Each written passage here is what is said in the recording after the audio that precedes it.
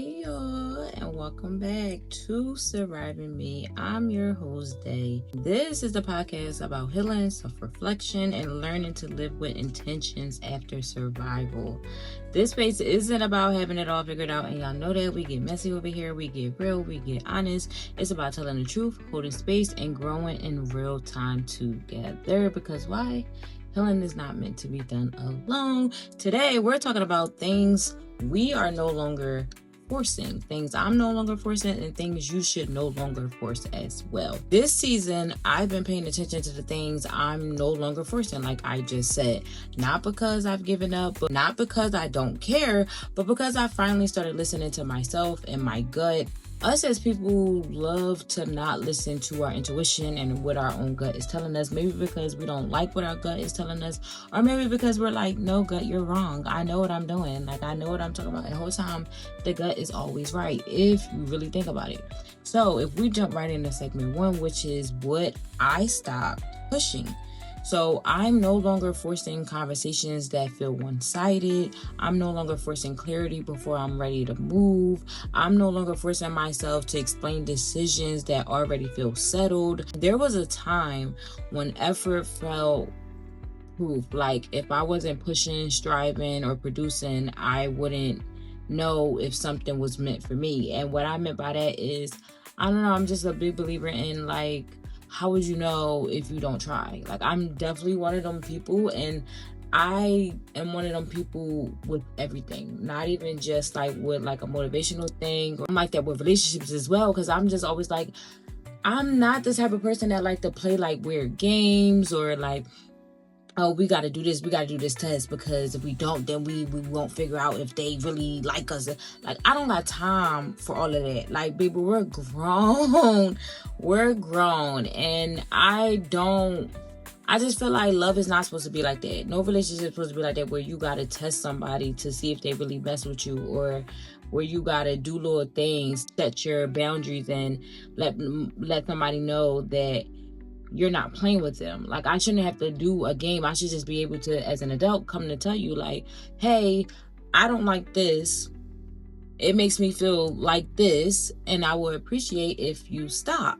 And then it's just stop. Because I mean, like, if you want to be in my life just like I want you in my life, and I want to be in your life, you have to compromise. That's just the reality of it. If you think that you're going to get into any relationship and not have to compromise, then baby, you shouldn't be in a relationship, because you're going to compromise, because we're two different people. We have two different mindsets. Stuff that may bother me may not bother you. Stuff that bother you may not bother me. So it's just natural to know that when you're getting into a relationship, you're going to compromise. So I should be able to come to you, like we're saying we're in a relationship, so I should be able to come to you and tell you like, yeah, hey, this didn't sit well with me. I didn't like this. And you as my partner should just switch it up. I shouldn't have to be like, oh, okay, well, I told you I didn't like this, and you continue to do this. So now I'm about to ghost you, or I'm not about to talk to you for this so many hours. Like, I don't got time for the dumb shit.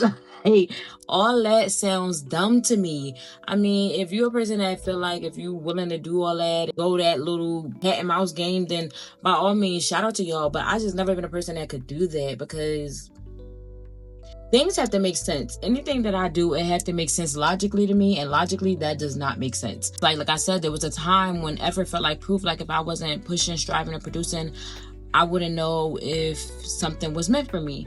Trying felt necessary, pressure felt productive, and rest felt suspicious in a sense. But I'm learning that effort isn't always evidence. Sometimes it's literally just habit. And if we jump right into segment 2, which is the shift around energy. This has been the biggest shift for me lately. And if you're in the same space with me, then I know you understand what I'm saying. Like, I am no longer pressuring myself to feel motivated. Like, I've been in this weird, unmotivated space. I hit the ground running when the year started. Like, I was super motivated. I was ready. My schedule everything just felt aligned for where I wanted to take this podcast and how I was feeling. And then what did life do? Life does what it does. And it hit me. And the next thing you know, all that motivation I felt went out the window. And now I'm feeling guilty. I giving myself grace, because I'm like, well, damn, Dad, you always do this. Like, you start off where you so motivated and dedicated, and you making no excuses. You go through things, and now it's just like everything you planned is now put into the back burner, and now you're feeling always do this, but it's just like, you know what? maybe I should stop trying to pressure myself. Maybe I don't feel motivated because this is just the space I am. Maybe I don't need to feel motivated right now. But even if I'm not feeling motivated, I'm still able to come on here and talk about stuff. Sometimes not feeling motivated is your motivation. Like, that's your push. Like, I know that may probably make no sense, but legit, I was in the car listening to a song, and that song literally was able to put the drive back in me that I thought I lost. I know that may sound like, girl, what? It was just a song. But no, sometimes when you listen to certain songs and the words touch your spirit and you like, exactly that. Like, what? I got a quote above my bed that says, a girl that is going to do big things cannot let small things get to her. I read that quote every single day to remind myself that some things are literally so small. And as a special person in my life, I like to say, some things are small to a giant. And he couldn't be more right, because exactly that. Like, some things are so small that it could seem like it's going to knock you off your rocker. But like, baby, it's just this one little piece. We're going to do bigger things. This one little piece can never stop us from our initial goal. Like I said, yeah, I'm no longer pressuring myself to feel motivated. I stop performing energy I don't actually feel. If I don't feel it, then I just don't feel it. I'm not going to pretend I feel it. I just don't feel it. And it just is what it is. I give myself the needed grace that I need. And then I stop confusing progress with constant motion. Just because I'm always in motion and just because I'm always doing something, does that mean I'm progressing? Not really. That just literally means I'm keeping busy. But am I making progression is the real question. And I really had to stop asking myself that, because it's like, yes, I'm always busy and I'm always doing something, but is it progression though? Like, am I really sitting down to see the work I'm putting out? Is it getting me to the goal I want to do? What can I do to get me to the goal I want to do, instead of just, oh, but I'm doing this, I'm producing this, I'm producing that. But sometimes you could be producing too much and you're just always in motion, but is it really benefiting you is the real question. It means trusting alignment over control, which is something that is hard for me, because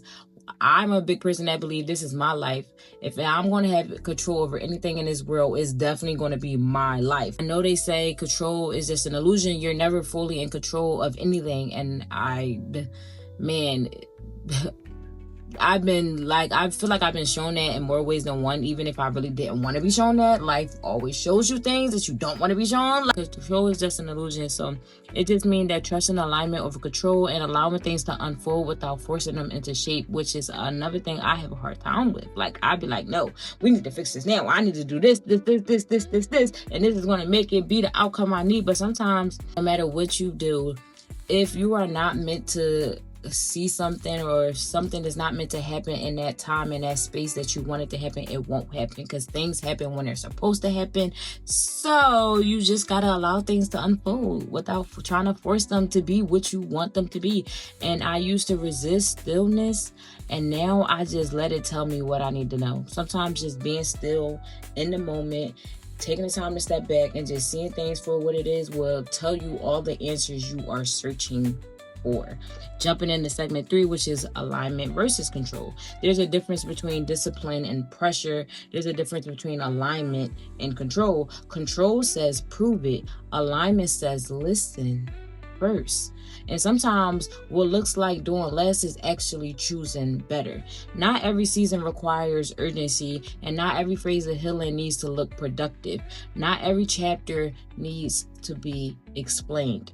And trust me when I say that I'm trying to take my own advice when I'm telling y'all this, because baby, everything I'm saying, I need to step back and tell myself this and really sit with, like, girl, do you hear yourself talking? Don't be trying to preach to the choir and don't follow what you're saying now. Like, and it's like, I know, girl, I hear you. So before we wrap on up this episode, I want to leave you with one question to sit with. And that is, where in life are you applying pressure where space might serve you better? Letting go doesn't mean you don't care. It just means you're listening to yourself more closely.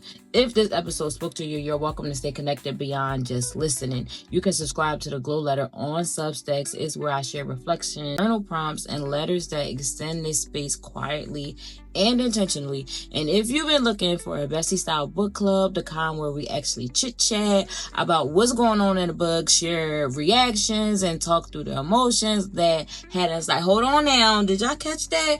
Because Sarah was really tripping. Yeah, you're welcome to join the After Hours book book club. I've also opened a few spots for personal intuitive readings. Yes, honey, mama is starting to offer card readings if you're into stuff like that. Mind you, remember, I am not a psychic. I cannot predict your future. This is just trying to tell you what the universe is already showing you, but you may be missing it because your third eye may not be intact. So that's what my readings are. It's not to predict your future. I'm not about to tell you what's going to happen to you in 5 years, because baby, I don't know, and can't nobody really tell you that. Well, maybe they can, but not me. So this is not that. But if you, like I said, if you want intuitive readings, be sure to book on my Linktree if you're seeking grounded insight and clarity. And if you're listening on Apple Podcasts or Spotify, please leave a rating or review. It really helps Survive and me reach people who needs conversations like this. All the links will be in the show notes. I'm not forcing anymore. I'm trusting alignment. I'm letting things unfold. And if you're in a season where you're doing the same thing, you're not behind. Because why? No matter what page of feeling you're on, you're not lost and you're not behind. Keep going through it. Keep growing through it. And keep glowing through it. And I will see you next episode. Battle the silence. I've wrestled the shame. Faced all my demons and called them by name. This ain't for sure, it's deeper than deep. I'm surviving.